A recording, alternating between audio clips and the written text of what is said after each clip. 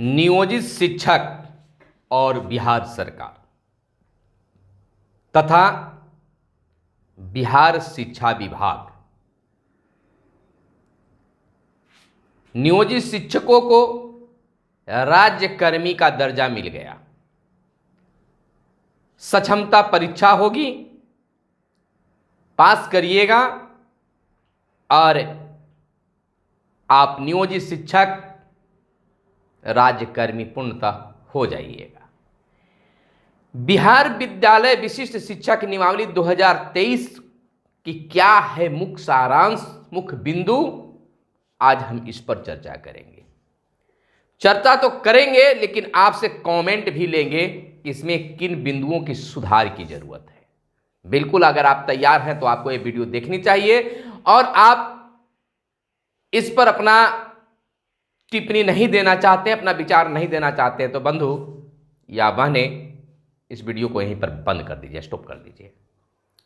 क्योंकि आपकी आवाज आप खुद नहीं बनेंगे तो कौन बनेगा? आपकी आवाज पर ही हम भी आवाजें उठाते हैं। आप कमेंट कीजिए कि किस बिंदु पर हमें आपत्ति है और क्यों है। स्पष्ट कीजिए, आपकी बिंदुओं पर हम विचार करते हैं और आवाज उठाने की हम कोशिश करते हैं।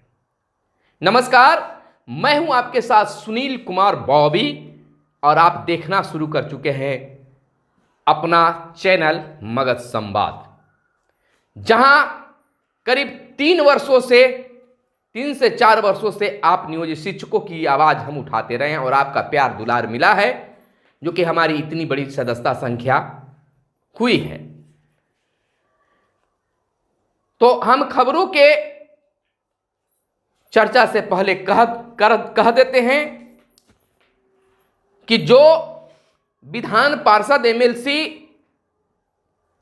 अपर मुख्य सचिव से नाराज हैं, वे आज बिहार के मुख्यमंत्री नीतीश कुमार से मिले। खैर, हम उस शिक्षा विभाग के अपर मुख्य सचिव पर चर्चा नहीं करेंगे, इस बिंदु पर ही हम चर्चा करेंगे। और उन्होंने विशिष्ट शिक्षक नियमावली पर भी चर्चा की, मुख्यमंत्री को दृष्टि दिलवाया, नजर कहा इस नियमावली में कुछ और संशोधन की जरूरत है। किस पर जरूरत है इसकी हम चर्चा करेंगे इस वीडियो में या फिर किसी और वीडियो में। हमारी हर वीडियो को आपको देखना चाहिए क्योंकि आपके लिए आवाज बनती है। पहले हम चर्चा कर लेते हैं कि यह नियमावली स्थानीय निकाय द्वारा 2003 से 2022 तक नियुक्त शिक्षकों को जो नियमावली 2020 के अंतर्गत आते हैं, उन्हें विद्यालय अध्यापक बीपीएससी शिक्षक के समान करने हेतु बनाई गई है। दूसरी, सक्षमता परीक्षा उत्तीर्ण होने के बाद यानी उपरांत नियोजित शिक्षक विशिष्ट शिक्षक कहलाएंगे तथा जिला स्तर पर एकल समवर्ग के शिक्षक हो जाएंगे। बात अगर सक्षमता परीक्षा की कर लें तो इस नियमावली के जारी होने की तिथि से 1 वर्ष की अवधि में एजेंसी के माध्यम से आयोजित की जाएगी। यह एजेंसी बीपीएससी भी हो सकती है या बिहार विद्यालय परीक्षा समिति भी हो सकती है, लेकिन ज्यादा उम्मीद जताई जा रही है कि बीपीएससी के माध्यम से ही परीक्षा होगी। इससे पहले बिहार विद्यालय परीक्षा समिति से होने की भी उम्मीदें जताई जा रही थी, अभी कुछ कन्फर्म नहीं हुआ है, अभी कन्फर्म नहीं कर रहे हैं। जो हमें स्रोत प्राप्त हो रहा है उसके माध्यम से हम आपसे बातें कर रहे हैं। आगे अगर बिंदु की बात कर लें तो प्रत्येक शिक्षक को परीक्षा उत्तीर्ण करने हेतु 3 अवसर प्रदान किए जाएंगे, यानी कि सक्षमता परीक्षा में आप 3 बार आपको अवसर मिलेगा।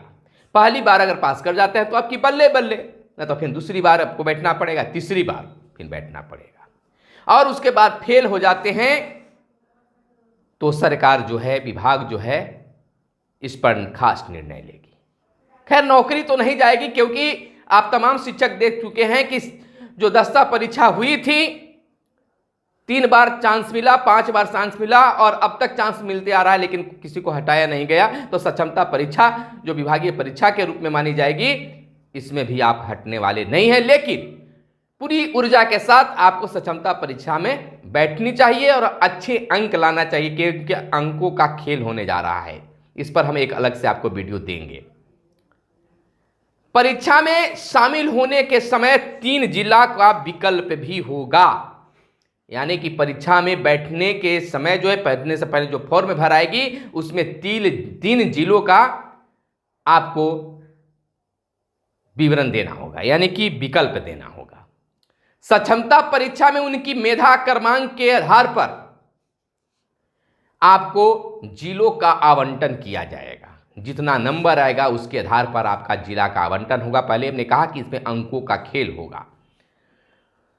वैसे शिक्षक जो सक्षमता परीक्षा में शामिल नहीं होते हैं अथवा तीसरे प्रयास में भी असफल होते हैं, उनके लिए विभाग द्वारा एक नई कमेटी गठन कर इस पर खास निर्णय लिया जाएगा, जो मैंने पहले ही आपको बताया। अगली बिंदु कहती है कि अनुकंपा के आधार पर नियुक्ति तभी होगा जब आश्रित विभाग द्वारा आयोजित दस्ता परीक्षा में उत्तीर्ण होगा। अनुकंपा पर नियुक्ति विभाग की नीति एवं रिक्ति के अनुसार की जाएगी, यानी कि दस्ता परीक्षा का यहां पर वैल्यू आपके साथ जोड़ दिया जा रहा है। वरीयता के लिए प्राथमिक, मध्य और माध्यमिक और उच्च माध्यमिक विद्यालयों के शिक्षकों के लिए विषयवार अलग से वरीयता सूची तैयार की जाएगी। अगर बात वेतन की अगर कर लें तो इस नियमावली के तहत वेतन संरक्षण का लाभ मिलेगा, किंतु इस नियमावली के साथ सारी फीडबैक मैट्रिक्स के अनुसार वेतन देय होगा। प्रोन्नति की अगर हम बात कर लेते हैं, प्रमोशन की बात कर लेते हैं, तो 8 वर्षों के उपरांत प्रोन्नति दी जाएगी। परंतु यह अधिकार के रूप में किसी भी प्रोन्नति का दावा नहीं किया जाएगा।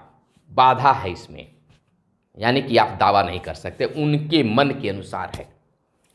अगर तबादला स्थानांतरण की कर लें तो विशिष्ट शिक्षक का पद राज्य के अंतर्गत स्थानांतरित होगा। प्रारंभ में सक्षमता परीक्षा में मेधा क्रमांक के आधार पर रैंडमाइजेशन के आधार पर जिला आवंटित किया जाएगा। जहां जिला शिक्षा पदाधिकारी द्वारा शिक्षा का अधिकार अधिनियम, छात्र अनुपात, जनहित में प्रतिबद्धताओं को ध्यान में रखते हुए जिला के अंदर, जिले से बाहर स्थानांतरण, जिला के अंदर या जिले के बाहर, उन पर निर्भर करता है कि क्या होगा। तो यह थी बिहार शिक्षा विभाग के द्वारा जारी आपके विशिष्ट शिक्षक नियमावली, जो आप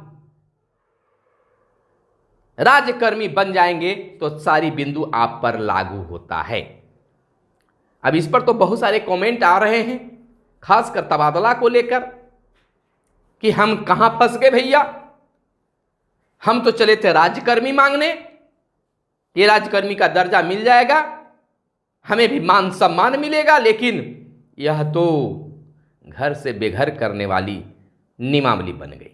लेकिन अकबकाइए नहीं, गड़बड़ाइए नहीं, संशोधन संभव है, जैसा कि सूत्रों के हवाले से खबर निकलकर सामने आ रही है। तो वीडियो के कमेंट में आप बताइए कि और क्या कुछ इसमें बदलाव की जरूरत है। तब तक के लिए हमें दीजिए इजाजत। धन्यवाद। जय हिंद, जय भारत, वंदे मातरम।